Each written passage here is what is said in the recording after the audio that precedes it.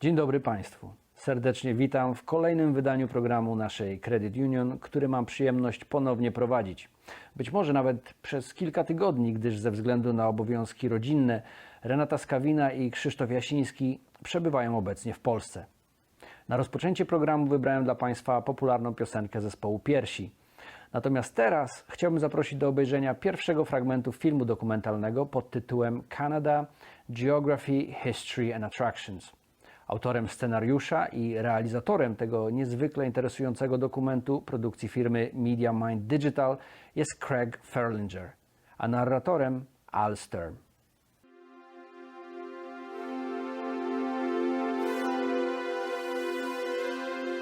In the world, there are unique places, rich in culture, unspoiled nature, and congenial to travelers.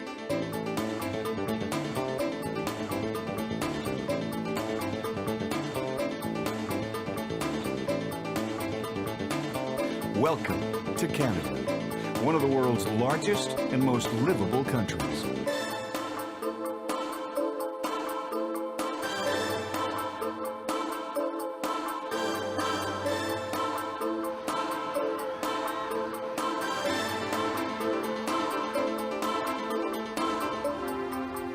It is a culturally diverse nation, with people of British and French origins being predominant. Canada has a population of about 34 million people, over one-third of which live in the country's three largest cities, Montreal, Toronto, and Vancouver. Canada's sophisticated, cordial cities are national treasures, with major attractions.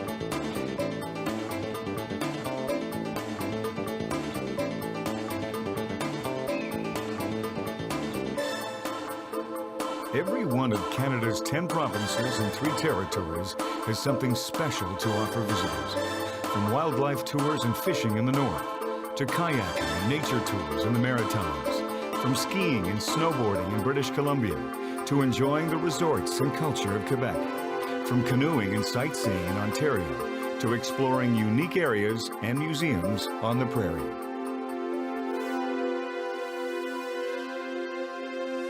The variety of scenic beauty is absolutely breathtaking.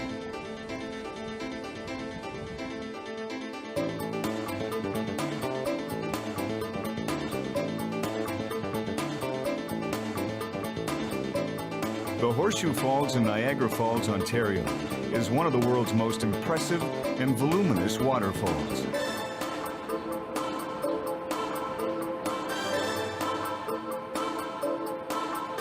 The Canadian Rockies is a vast protected wilderness area with numerous recreational and scenic attractions.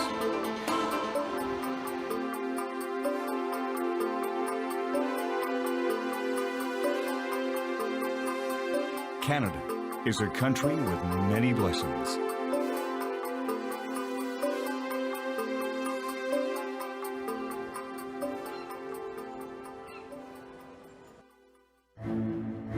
By total area, including its territorial waters, Canada is the second largest country in the world.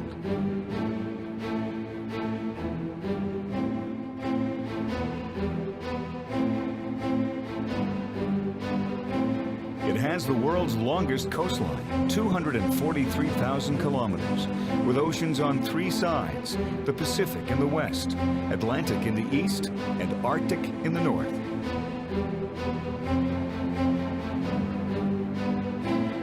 The Canadian Shield is a huge joined bedrock region in eastern and central Canada that covers over half the country.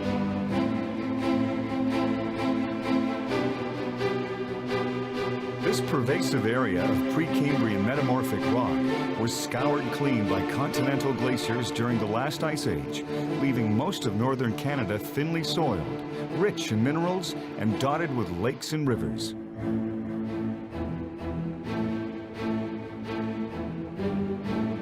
Canada has far more lakes than any other country, with about 25% of the world's fresh water, including the 5 Great Lakes, which form the largest surface freshwater system on Earth.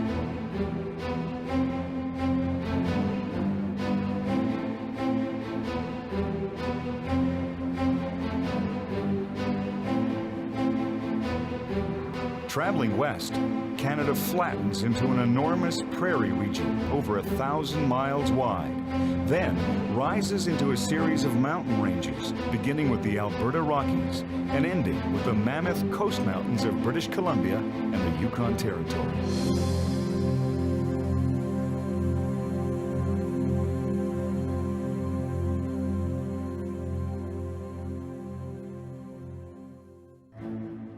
The name Canada has been in use since the earliest European settlements and comes from the Huron and Iroquois First Nations word Kanata, meaning village.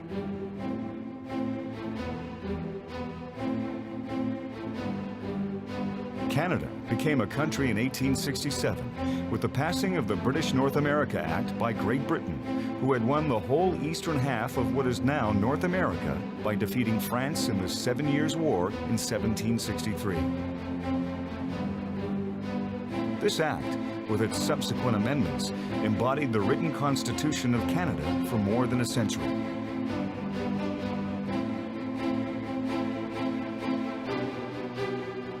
The first Prime Minister of Canada was Sir John A. Macdonald, who brought British Columbia into the Confederation in 1871 and began construction of the Transcontinental Railway.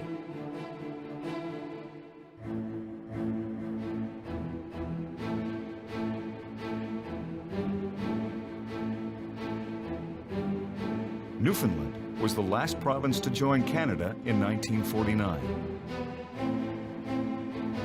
Canada is now one of the world's wealthiest nations, with a high per capita income, oil and gas reserves second only to Saudi Arabia, and a special economic status as a member of the G8 group of 8 nations.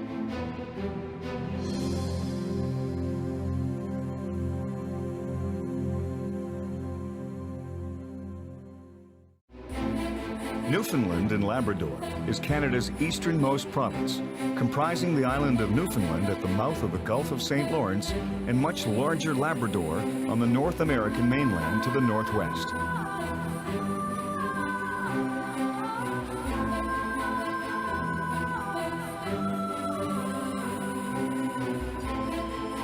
About 1/3 of the total population of 508,000 people live on the Avalon Peninsula, on the island's eastern shores.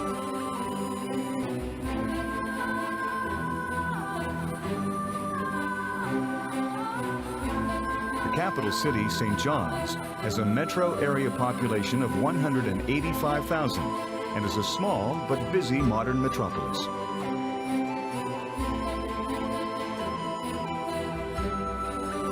Newfoundland's northeast coast is famous for whale and iceberg watching, with almost 50 tour boats taking visitors to see these natural wonders.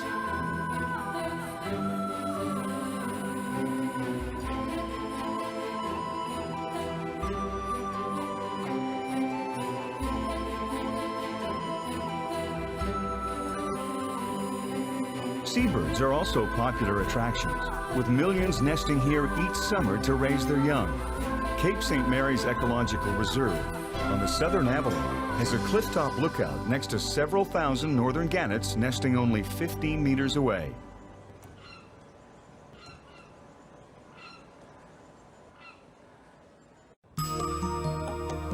Nova Scotia occupies a large mainland peninsula and includes Cape Breton Island and about 3,800 small coastal islands.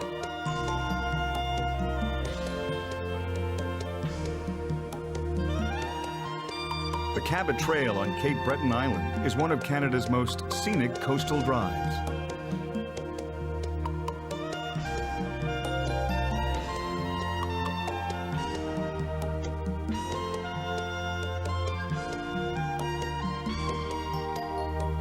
Over 1/3 of the 947,000 people living in Nova Scotia live close to the capital and largest city, Halifax.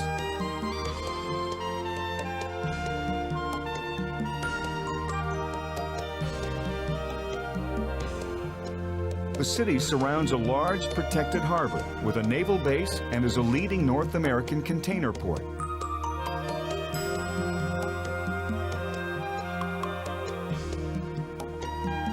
The city is on the site of Canada's first permanent British settlement established in 1749. Situated on a hill overlooking the harbor is the Halifax Citadel National Historic Site, which was the fourth and last British naval station completed in 1856.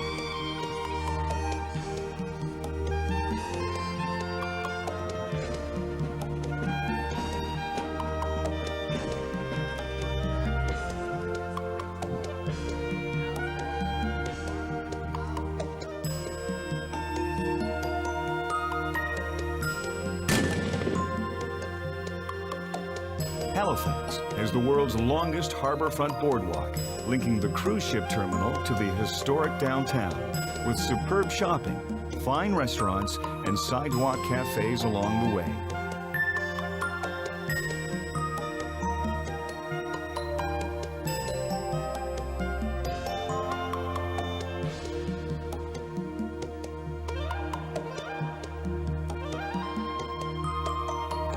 Just west of Halifax is Peggy's Cove, a well-known fishing village with a picturesque lighthouse.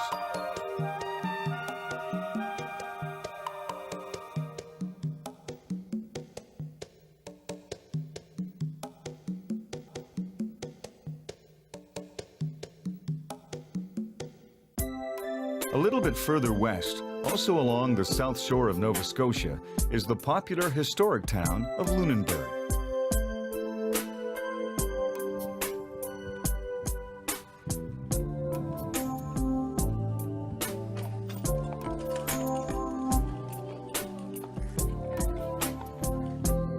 It is home port to the Bluenose II, a 44-meter schooner which visits Halifax, the East Coast, Quebec, Ontario, and other ports throughout the province.